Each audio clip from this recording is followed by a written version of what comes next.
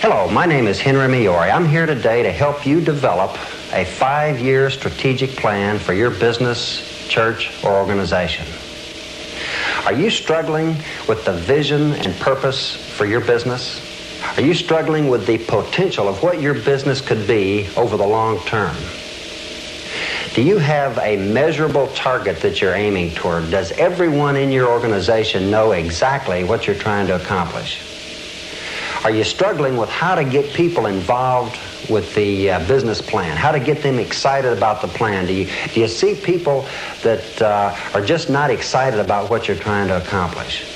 If you're having any of these kinds of problems, stay with us. We're going to specifically take you through the step-by-step procedure on how to put together a workable, action-oriented business plan.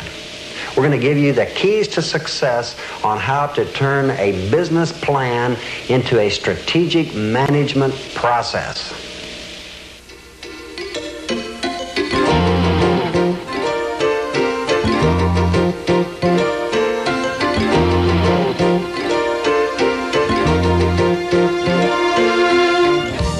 In today's world, success is measured in many ways.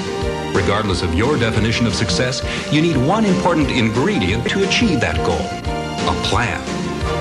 In the next hour, Dr. Henry Migliore, an internationally recognized author, educator, organizational specialist, and motivational speaker, will take you step by step through a systematic philosophy entitled Strategic Long-Range Planning. This concept is designed to help you achieve your success by a goal-oriented planning system. In more than 30 years of experience, Dr. Migliore has been successful in applying this management philosophy in both large corporate environments and small business enterprises, universities, churches, ministries, as well as personal family life worldwide. Today's topic: strategic long-range planning for business management. And now, Dr. Henry Migliore. Over the past 20 years, I've had the opportunity to work with major corporations, with nonprofit organizations, small businesses, churches, and ministries. I've had the opportunity to help them develop strategic direction. I've seen disorganized situations, companies and organizations, hotels, ministries, just at the brink of failure. I've seen the methods that we're going to talk about on this program create an action plan, create direction, rally people around that plan, and then I've seen them successful over the long term. Now, the topic we're really talking about today is what we call strategic long-range planning. A strategic plan, by definition, is something that says, here's where we are now. It recognizes where you've been, and then it forces you to look right out there in the future and say, where do we want to be in 5 or 10 years? We're trying to create a target so that everybody in the organization can look at that target and say, hey, that's where we're going. So many times, we leave people out of the planning process. We're going to talk about the 2 P's. The 2 P's are key to the success of a plan. Now, one of the P's is what I call product. You must have the plan in writing. A business plan that's not in writing is then nothing more than just a conversation and a lack of commitment. Anybody should be able to open the plan up, to look at the plan, and because it's in writing, be able to see each of the steps that we're going to cover in this program and thoroughly understand specifically what the plan is and the direction that the plan is trying to take you. The second P is what I call the P of process. Now, what process means is that you get people involved in the plan. What I've seen happen over time, when you get 2 or 3 people together and put a plan together, if you don't involve the people that are executing the plan, they have what I call the a masking theory. They'll put a mask on, and as you're explaining the plan, they're going to nod. We've learned to do this in business and organizational life. Oh, hey, great plan. Yes, that'll work. Then as soon as the meeting's over, nothing ever actually takes place. Now, the key to getting your plan executed is getting the people involved in the plan. And we're going to go through and show you on this program how to get that involvement. If you get involvement in each step of the planning process, then when it comes execution time, everybody's bought into the plan, everybody understands the elements of the plan, everybody understands the choices. So many times there are any number of choices and decisions you can make: products, product territory, pricing. And if everybody's been involved in the discussion, then they understand, and when you embark on one particular alternative, the questioning, the whispering behind your back, and the struggle and lack of commitment just isn't there. So we're going to cover each step of the way, how you get the plan in writing and how you create that process. Now, in my book on strategic planning, in the first part of the book, I trace where strategic planning and management came from. You can go all the way back to the Bible and see that there was organization. You can see that there were objectives set. Now, if you trace on through time, you'll see that Peter Drucker in 1952 introduced the concept of management by objectives. I had the opportunity to study under and be with Dale McConkey at the University of Wisconsin and George Odiorn at Eckerd College. Both of these men wrote the classic MBO books in the mid-60s. What I've seen then happen from the mid-60s on is MBO has evolved into a strategic planning process. It's gone from a short-term, here's our objective, here's how you agree upon it, here's how you create the performance review. It's evolved from that state into what I call now a 5-year strategic planning process. All of this is traced in more detail in the book, and it's important to have that thorough understanding of the successes and failures of MBO, of what other people have said about strategic planning, so that you can set the stage yourself to begin with the very first step in the planning process. Now, early in the book, I present my own model of strategic planning. Now, that particular model shows you 9 steps. And briefly, we're going to cover each one of those steps. The first step is how to develop the purpose or mission statement. The second step is how do you get information in the environmental analysis stage. How do you gather the information you need to make a sensible, good set of business decisions? The third step is how do you analyze your strengths and weaknesses? How do you dig in and really understand your own strengths and weaknesses so that you know what targets to set? The fourth step, we come back and we talk about assumptions. And we'll specifically give you examples. Every plan must be based on a minimum of 2 or 3 good assumptions. Then we'll come back in step 5 and say, now, specific long-term targets. How do we determine what those 5-year targets should be? Do those 5-year targets, if met, help you achieve the purpose, vision, and mission of your organization? Then, how do you organize strategies for each objective? So many times in business plans, I see targets which in most cases are only financial, but there's never a strategy or an operational plan on how to achieve those specific objectives. So we're going to talk about strategy development. How do you get good ideas out of your organizational members on how to meet the objectives? Then in step 7, we're going to come back and say, now, how do you get the plan into operation? How do you get the plan executed? Step 8 then is what about evaluation and control? Is the plan on target? How do you monitor the plan? How do you create a performance appraisal system that is rewarding, energizing, and exciting for your people? Then the 9th step talks about how do you drop down from the subset of objectives and create individual plans, create functional plans. How does the marketing plan, the production plan, the financial plan, the human resource plan, how do these functional plans support the overall strategic plan?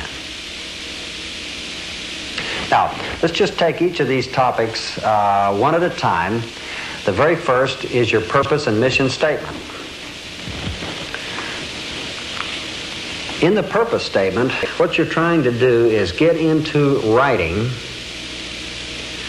the vision, the mission of your business. What business do you want to be in? Are you a national, international, regional, or local organization? Are you profit or non-profit? In every purpose statement, I like to see the word service.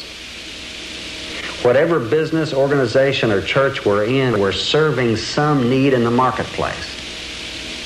After all, if you're not meeting a need in the marketplace, or if you're not serving, then there's probably not a good reason for your organization to be in existence. So your purpose statement wants to identify that broad brush, that broad business. What business are we trying to be in?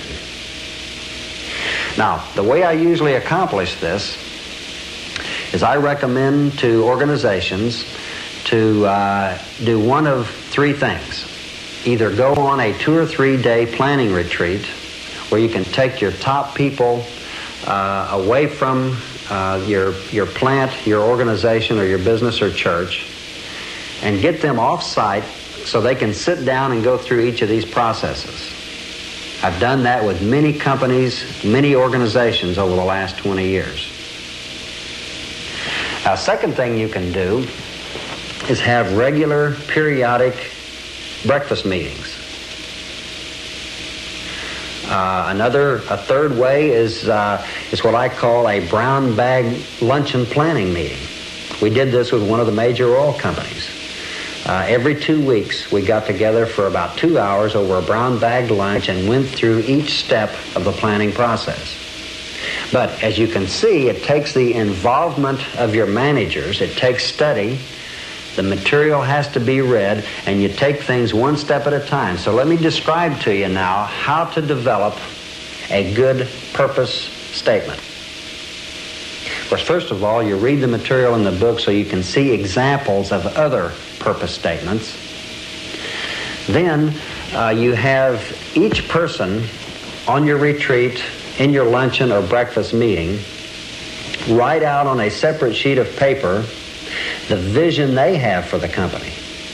What business do they think they're in? Each person is individually writing out on paper, here's what I, Henry Migliore, think we're trying to do in this company. Now, the second step then, once they've written that out, and that's been your homework assignment, then you break the group into smaller little subcommittees.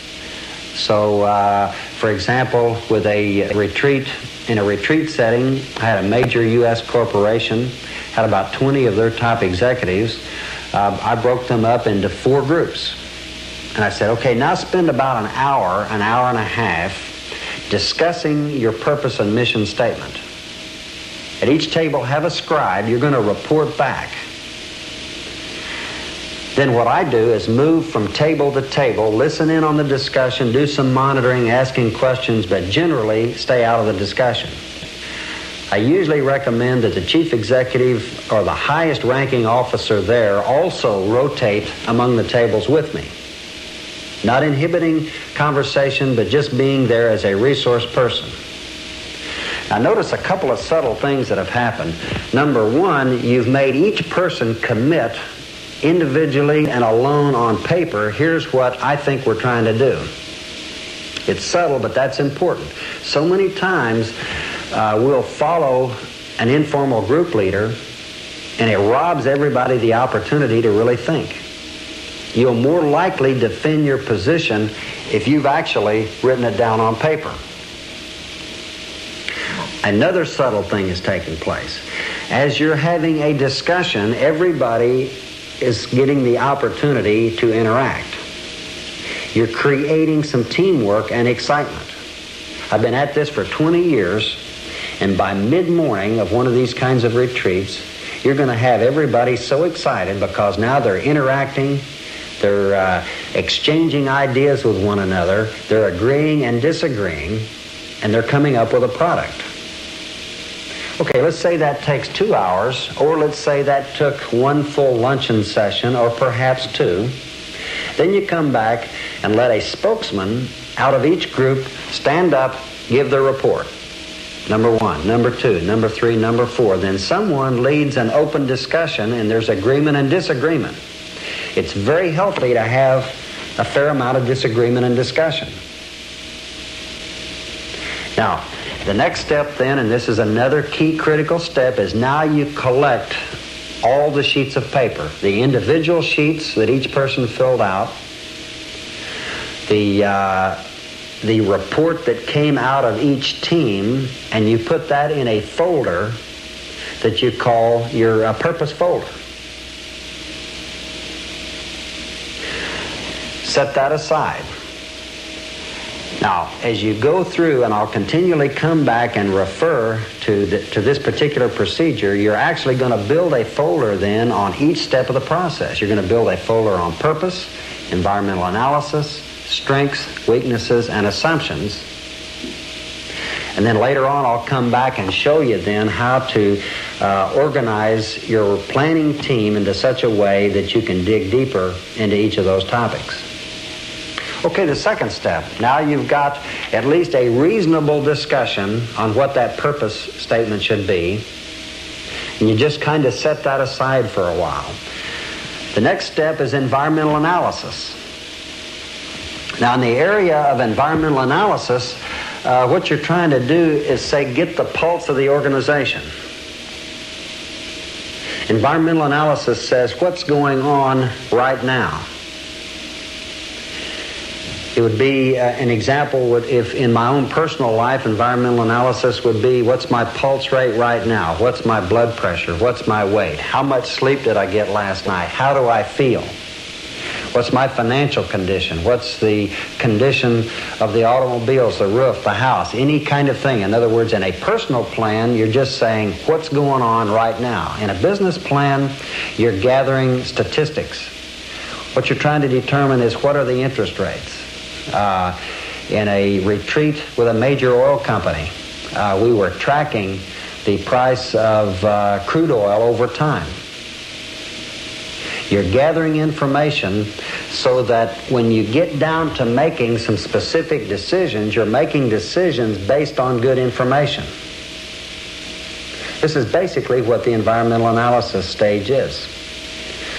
Now, going back to our retreat setting, or going back to our luncheon, you then give the assignment then, let's say for your next planning session, is, okay, everybody go out and be thinking about this environmental factor. Now, naturally, again, they've read copies of the book. They see examples. I've got examples here from a number of clients that I've worked with, and everybody has the assignment. Okay, come back and list what you think the most important environmental factors, the things that you have to keep track of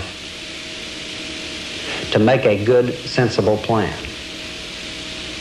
Okay, again now, each person is put on a smaller committee. They've already written out that here are the key things that you think you're supposed to keep track of. When I was manager of press manufacturing at Continental Can stockyard plants, one of the things that we knew to watch was the price of pork bellies, because we could predict based on how the prices were going in the commodity market, the demand for cans. Obviously, when the prices were down, then the packers would want to come in, buy cans as fast as possible, try to pack as many as they could at the cheaper price, and then if the price went back up, have a big enough inventory. Well, it didn't take us long to figure, as we saw those prices starting to change, let's go in and start making a stock of ham cans even before the orders came in. Now that saved us a lot of money. Here's an example of how you monitor things going on in the environment. We would stock up on the cans, and that cut was a tremendous savings then in terms of overtime, getting our equipment ready, because you knew those orders were going to be there. You want to find out what environmental factors are important to the success of your business so you can make good strategic decisions. Now again, you've broken up in this group of 4 or 5. They are beginning to talk about what are the key factors. Then you come back, each group reports back, and then you have agreement or disagreement. You gather up the papers, you got yourself a file folder, environmental analysis, you put that one away. Okay, strengths and weaknesses. Now, is that ever fun? I always enjoy the strengths and weaknesses area, especially the strengths. Everybody enjoys looking at the strength of their organization. Once again, same pattern, whether you're on a retreat setting, going through breakfast meetings, going through luncheons, each key person come up with what you believe are the strengths of this organization. Look at the human resources, the patents, building, layout, land, products, markets, reputation. For example, at T.D. Williamson, I'm on their board of directors. One of the strengths of that company has been their long-term position in the marketplace, the integrity of that company, the high quality. When you talk about T.D. Williamson and the pipeline service business, you're automatically thinking a quality product. So as they put together their strategic plan, this is something they look at as a strength. Now again, you've asked each person before they come into the planning meeting, list what you believe our major strengths are. Okay, again, you come in, same cycle again. Create your 4 little subgroups, or 5, or whatever it takes. You should never have over 6 or 7 on a group. I usually like 4, 5, or 6, but divide your groups up. Okay, they talk about the major strengths and rank them. You know, what are our top 5 strengths? What's really driving this company? What's making us successful? Again, each chairman pops up, here's your report, then more discussion. The chairman of the meeting, if I'm there, then I gather up the papers, another little folder, strengths. Okay? Now come back and let's look at weaknesses. Homework assignment, again, you read from the book. Many consulting clients have given me permission to talk about them in my strategic planning and management book. You look at examples from other companies. Now let's get the weaknesses out on the table. So many times I've seen business organizations not want to face their weaknesses. There's such a climate and a culture in that organization that if you even bring out some particular weakness, your career's in jeopardy. Now, that doesn't make any sense to me at all. Do you? And if everybody's in agreement, then something's wrong. If you're not getting plenty of good, solid discussion, then you're just sleeping through the plan and wasting your time. If you're doing that, you need to take your books back to the bookstore, get a refund, and just continue doing business like you have in the past. Okay, now, once again, you've got a file, you've put it aside. All right, let's look at the area now of assumptions. Okay, in an assumption, what you're trying to do is say, our plan is based on a few specific things. Now, going back to this oil company example, and this particular planning retreat I'm discussing happened quite a number of years ago. But at the time, the oil prices had not declined, and we were on a 5-day retreat, the top officers in the company, and the plan was based on $34 oil. The assumption was, this whole plan was based on the assumption that oil would not go below $30 a barrel. Now, that's just an example. You need to have 2 or 3 critical things that say, our plan is based on these specific assumptions. Now, obviously, as we all know, as time went on and oil went below $30 a barrel, then a new plan had to be rethought. So again now, you cover this the same way. What are your major assumptions?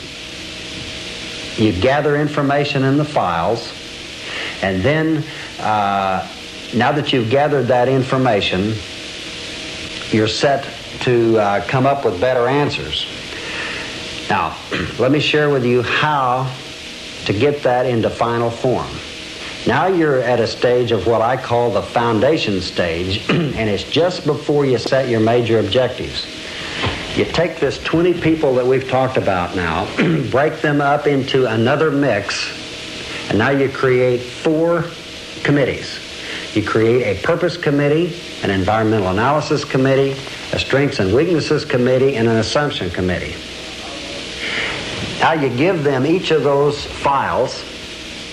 They have been involved in the discussion, and it's each of those committees' job now to go out and add a few more people in the organization, 1, 2, or 3 to that committee, and start writing a purpose statement. Start gathering environmental analysis. We need more information. Get your controllers got to be on your strengths and weaknesses committee. What's the financial condition of this company? Now, what you've noticed now is we've added about another 10 or 15 people into the process. Now we're getting involvement from a larger group of people in the planning process. If you're on a retreat now, you're into your 2nd or 3rd day. They come back and continue to report. If you're using the luncheon or breakfast meeting approach, each committee week after week comes back and continues to report. Now you've got a foundation. You've got a good, solid foundation for planning. So many times I've seen organizations that want to step aside. Let's don't take time for that. We know what business we're in. We understand our strengths and weaknesses. Hey, assumptions, wasting time. Let's go for the target. You've got to have the ability to stop, to set back, and thoroughly assess the situation before you set these key overall objectives. Once your foundation is agreed upon, then you come back, and now what we're looking at is 5-year specific measurable key results. What you're trying to do now is say, if we're going to accomplish what's in our purpose statement, what are some specific targets? What are some landmarks? Where should we be in 5 years? In a profit-generating business, you're usually looking at things like profits, return on investment. You're looking at profitability in sales, production and productivity. You know, what should our productivity rate be in terms of units, cost per unit efficiency? What should be the product characteristics? What are our quality objectives? In terms of people in your human resource plan, turnover rates, objectives that have something to do with people. In the financial area, again, you're looking at return on assets, earnings per share. You always want to have some public responsibility objectives. What is it that you want to do in your local community that take on a public responsibility area?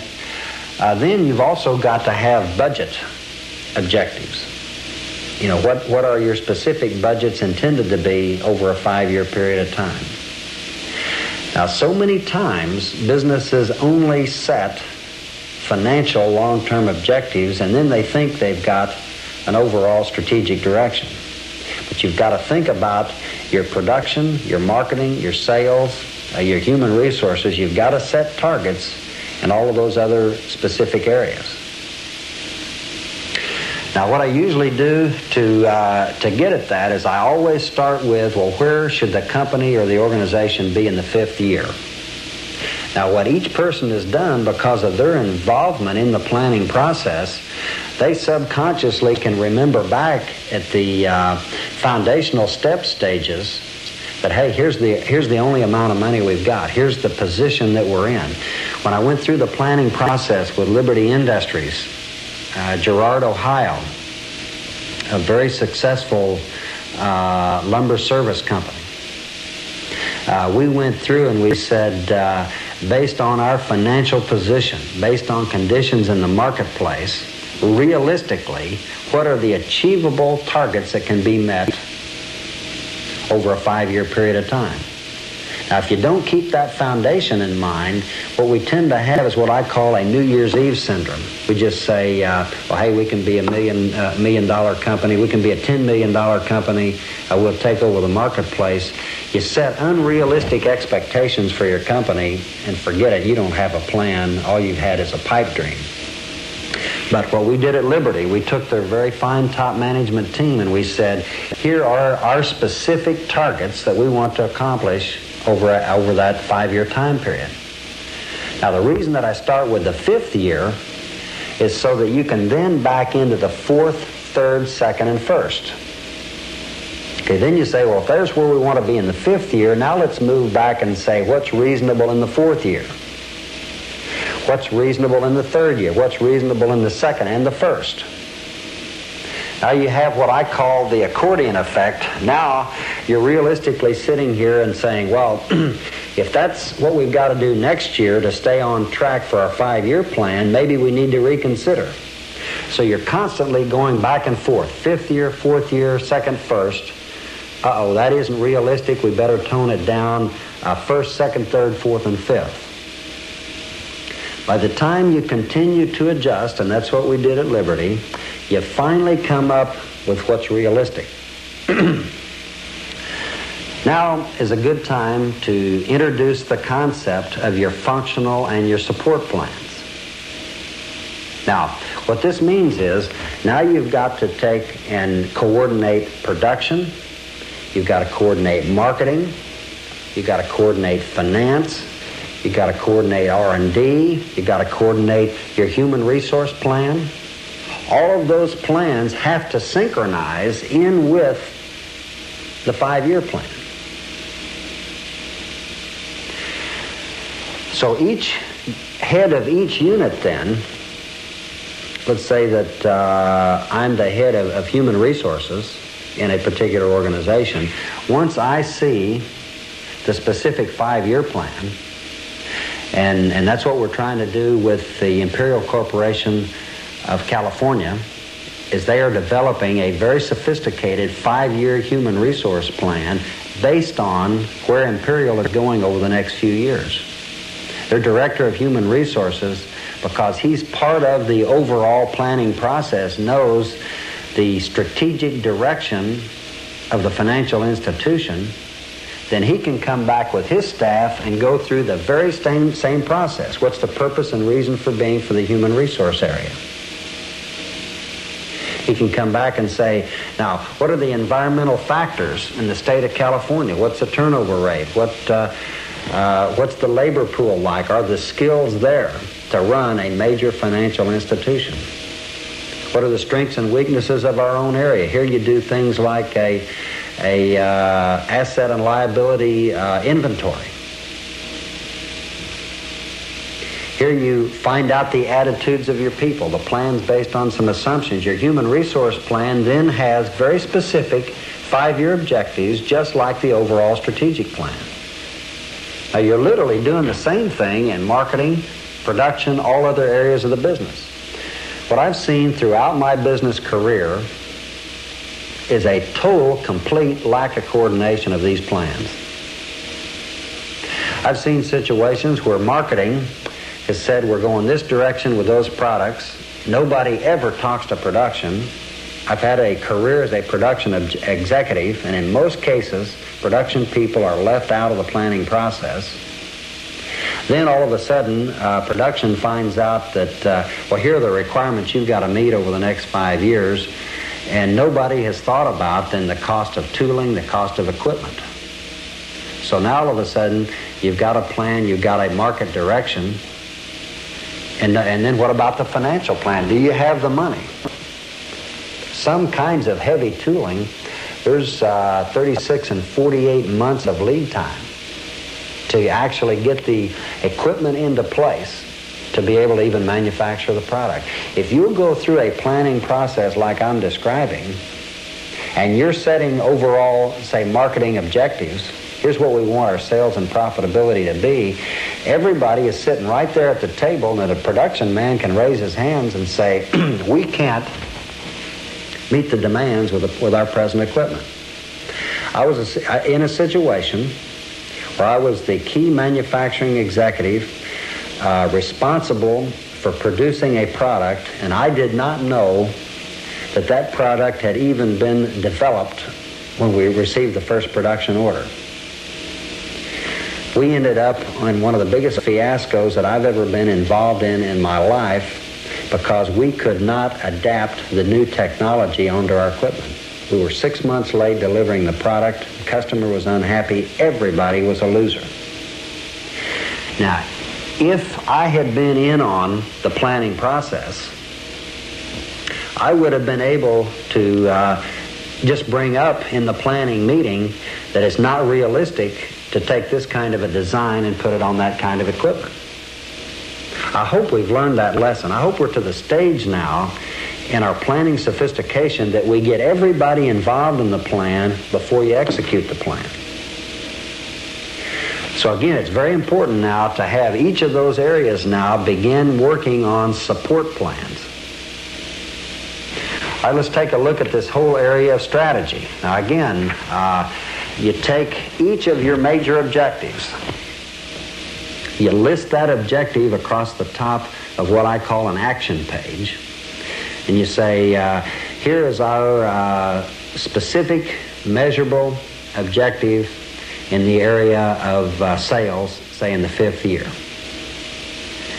Then you want to start looking at what strategies do you need to achieve those particular sales objectives. Now, what you do now is you create, you'll notice I'm continually creating another set of task forces. As you, by now you've already dissolved your purpose, environmental analysis, strengths and weaknesses and assumptions task force. Now you've taken the same group of people, added some more people in the organization. This thing's growing over time. Now you're bringing in, let's say you've got 8 key objectives. Now you've got a committee of 6, 7, or 8 people looking at each objective and saying, if that's our objective, then what should we do in the area of pricing? What should our packaging be? What should our channel of distribution be? How should we call on our customers? In other words, each specific team now is gathering information, is talking, discussing, and coordinating. And again, your meeting's going on. If we're on a 1-week retreat, by now we're into about the 4th day. If you've chosen the luncheon or breakfast route, then you might be in your 4th or 5th month. But now you're having a good open discussion. Each person comes back and makes a report. You gather ideas from other people in the room, you go back and reconsider. But what you're doing is developing a strategy and game plan. You're looking at changes in your product mix, changes in your pricing policy, changes in your promotional strategy. Now, what we've learned is that you've got to keep a certain number of new products coming because the average life of the products that you're selling are not going to last that long. You're looking at what we're calling the planning gap. You've got to have a steady stream of new products, new ideas. The marketplace is not going to stay the same. 5 years from now, 10 years from now, you're not going to be selling exactly the same products you are right now. You've got to be working on what you're going to be selling in what I call the planning gap. All those things have got to be taken into consideration. Now, in that very important area of operational planning, and this is where what I call the old system of MBO really works. Now you set those very specific short-term targets. Here's where you can use PERT, program review technique, those kinds of things. Here's where I believe you can use zero-based budgeting. Your whole budgeting process comes in the short-term action stage. Too many organizations are letting the budget, which I think is the tail, wag the dog. Budgeting is nothing more than a tool to help you execute your overall strategic plan. You've said, here's our direction, here's what we want to accomplish, and then what the budgeting process is doing is, in effect, putting the money where your mouth is. You're saying, if we want those key end results, then we're putting money in that specific area. Then every manager in the corporation has the job to manage within his own particular budget. Here's where this whole area of self-control comes in. You don't have to sit on top of a manager every day of the year. So much time and money is wasted on control systems that you don't need. I've been in business long enough to know that you can beat every control system ever devised. Unfortunately, early in my career, maybe fortunately, I learned all these techniques. With a strategic planning and control system that's based on self-control, you just agree on desired results. Here's what you've got to accomplish, and here are the resources you've got to do to get the job done. If you're going to go out of any of those boundaries, you talk to me, your boss. If not, leave people alone and let them manage. Save all that money that you're spending trying to control the processes. Hold people responsible, hold them accountable to those key end results. That's, to me, is the key to this whole operational area. Now, the other thing that makes operational kinds of issues work properly is now you're executing the plan, and because everybody was involved in it, they are excited about executing the plan. If you don't have them involved in all the steps we've talked about, and then you lay this out on the table, call your group together, as happens so often, here's our plan, here's what you've got to do, here's your budget, go do it, then you've got half-hearted people looking around for other jobs and they're not excited. This is the boss's plan. This is the consultant's plan. You want it to be everybody's plan, and I'll guarantee you, boom, you've got that thing executed quicker than you'd ever believe. That's, to me, is the key to an operational plan. Next in the book, I talk about this all-important area of appraisals and rewards. So many times this is left out of the strategic thinking of an organization. Now, what I'm proposing here is a reward system, both a short and long-term reward system. I've got 5 different companies and organizations on a performance appraisal and reward system that's outlined strictly from the book. And I want to cover those just in detail, a little bit of detail with you. The theory behind this is that organizational objectives have got to be achieved and individual objectives have to be achieved. Think about a sports team. How are sports teams rewarded? Well, you're rewarded if you go to the Super Bowl or the World Series. I've got what I call my reward opportunities. So a person's reward system is based on, well, how did the team do? I want to be a team player. But it's also based on, how did I do as a particular individual? So if we go to the World Series, I bat .330, have a great year, then I should have high pay and high bonus. If the team finished in last place and I didn't do anything, then it's low pay and low bonus. But what you're doing is looking at the 4 different possibilities based on how you did and how the organization did. Another thing that I've come up with, and is working very well in quite a number of organizations, is what I call a MBO performance appraisal form. Here's where you take the negotiated, specific, agreed upon objectives, and you agree on what they are in a concept I call care and feeding of the boss, and I've also got a discussion in the reading section on that, care and feeding of the boss and care and feeding of the employee. If you want to care and feed your boss, you agree on what you're going to accomplish. If you're a boss and you want to care and feed the person working for you, let's agree on what's to be accomplished. Now, the whole idea of that performance appraisal system is for the 2 of you then to sit down and to agree on how you succeeded on doing what you agreed to do. Then I usually recommend having 10 effective, non-measurable areas, things that are important to the job, and rank yourself on how you're doing in each of those areas. So that could be in the area of like developing people, contribution to morale, communication, and creativity. You can use a numerical system then to come up with an index. So for example, on a scale of 1 to 5, my index might be a 4.425. Now, we've agreed in a performance appraisal setting that this is what I should accomplish. Then that index number goes into a recommended pay area. Now, there's controls. If you haven't made any money in your company, I could still be in a performance level, performance category 5. But if your executive committee, and I'm on the executive committee of a major company, and one year we didn't really make any profit, so in the recommended pay area we had agreed that, well, we just can't give pay increases this year. Now, on the years that you can, it helps you determine how much money goes to people in the different categories. Here's a way of tying the long-term strategic direction of the company. Here's a way of tying my individual performance right back to the performance of the company. In a profit-making area, you can come up with a bonus system. Now, basically, the simplified bonus system that I talk about says that you've got to meet a minimum profit level. Once you've reached that minimum profit level, then what you do is divide each extra dollar among the corporation and the employees. So, for example, you'd say for every dollar over a 15% after-tax profit, for every dollar, say 20% goes into a profit pool. We've done this in quite a number of corporations, and it really helps people get motivated in terms of achieving overall corporate objectives. Then you divide that 20% up equally among everybody in the organization. You've got to have a bonus system.